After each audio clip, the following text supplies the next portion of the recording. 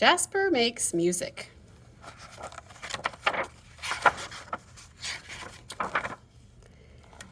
Jasper wanted a guitar, a real guitar of his own that he could carry around and strum and make music with. He had wanted it for a very long time. Then he saw the guitar in the window of Anderson's music store, and he knew suddenly and certainly that this was the very guitar he wanted. He had to have it. But tied to the neck of the guitar was a price tag.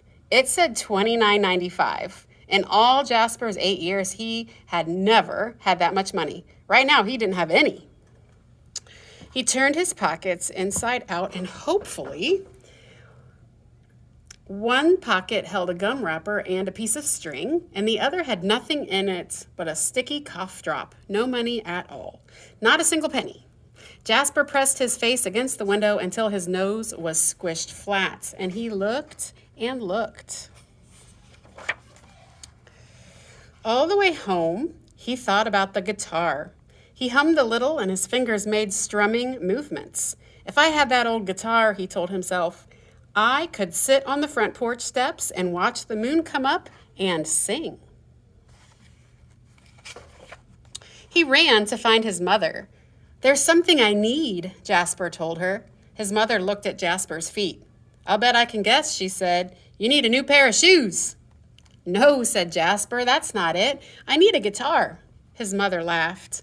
No, Jasper, you just want a guitar. What you need is shoes. Jasper turned away sadly. He didn't need shoes. He didn't even want shoes. What he needed and what he wanted was a guitar. A real guitar of his own that he could carry around and strum and make music with. Jasper went looking for his father.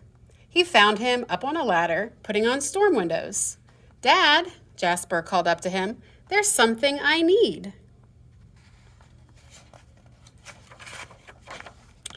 There's something I need too, son, his father said. Run and go get me the hammer. Jasper brought him the hammer and begun again. There's something I need. I need a guitar. A guitar, his father grunted. What do you need a guitar for? To make music, Jasper said. We've got a radio for that, his father said, and he began hammering so loudly that Jasper couldn't tell him about the guitar in the window of Anderson's music store that looked as if it belonged to him.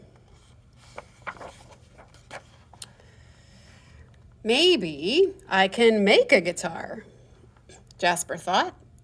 He found an empty cigar box, and his big brother Paul helped him nail a thin board to it for a neck. Then they strung it with rubber bands. Jasper took it out on the front porch steps and started to sing and play, but no matter how hard he tried, he and his guitar just didn't seem to be singing the same song. It didn't sound like a guitar at all. It sounded like an old cigar box strung with rubber bands, so Jasper put it down. A week went by. Jasper got a new pair of shoes. A month went by. He got a winter coat because it was getting colder now. Winter was coming.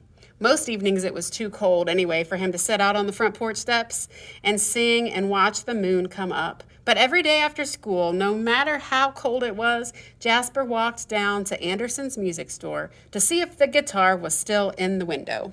It always was. One Saturday morning, when Jasper woke up, he heard Grandpa's voice downstairs. Get up, Jasper, we've got to work today. Jasper dressed hurriedly. Working with Grandpa was a treat. He put on his oldest shirt and the blue jeans with patches and clattered downstairs. What are we going to do today, Grandpa? He asked.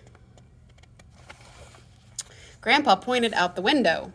See those squirrels? They know winter is coming.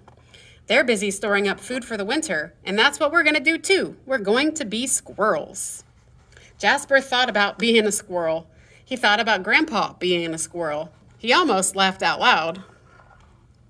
Then he saw that one whole corner of the kitchen floor was covered with jar after jar of tomatoes, corn, peas, beans, and peaches that his mother had been canning all summer long.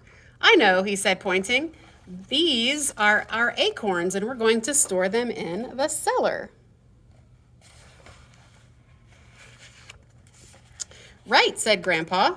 But before we store our food away, we've got a job to do. We have to clean the cellar first.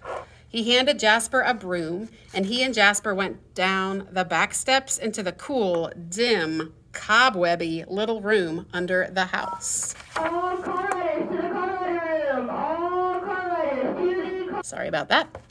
They began to work. It was hard work sweeping the floor and dusting off all the shelves, but it was kind of like a treasure hunt, too.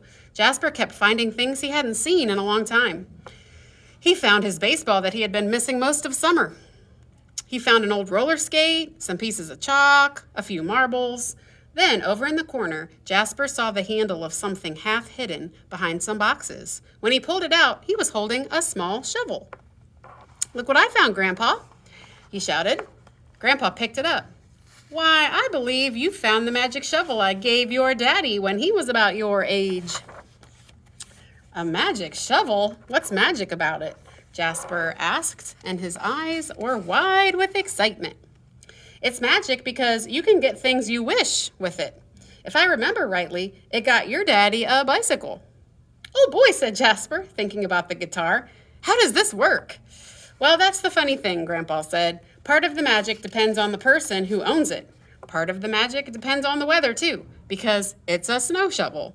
You'd be surprised how much money a boy can earn shoveling snow, especially if he has a magic shovel." Grandpa smiled and winked at Jasper. Jasper winked back.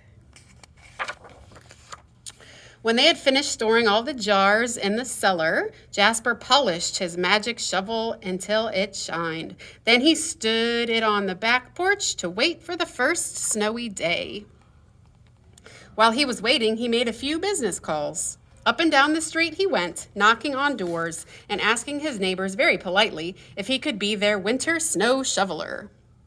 "I've got a magic shovel," he told them, "and if I wish hard enough and work hard enough, I'll earn enough money to buy a guitar." Mrs. Adams said no, she didn't need a snow shoveler. Mrs. Hill said maybe, sometimes.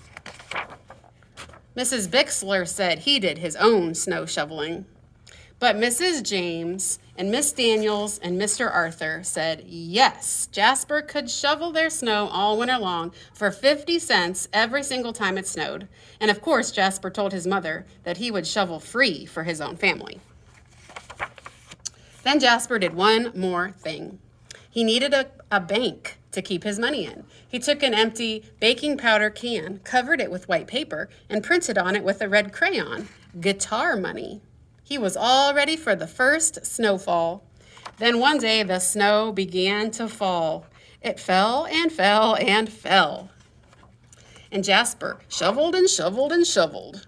And he whistled while he worked because he knew by the time it was warm enough again to sit on the front porch steps and sing, he'd have a real guitar of his own to carry around and strum and make music with. The end.